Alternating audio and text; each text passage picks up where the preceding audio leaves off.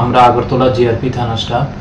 Agartala rail স্টেশনে যখন বিকালবেলা চেকিংয়ে ছিল, তখন আমরা একটা বাংলাদেশি ছেলে আর একটা আসামের ছেলেকে আমরা আটক করি।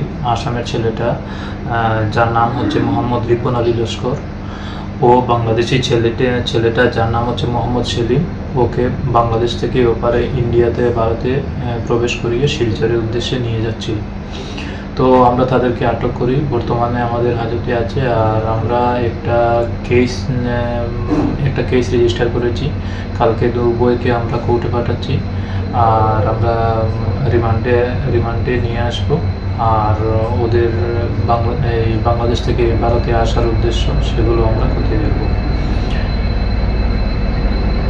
এখন আমরা এই বিষয়ে একটা তো মামলা নিয়েছি। তো মামলা পরবর্তীতে আমরা যে বিষয়গুলো আমরা পরবর্তীতে যথাযোগ্য সময়ে জানিয়ে দেব।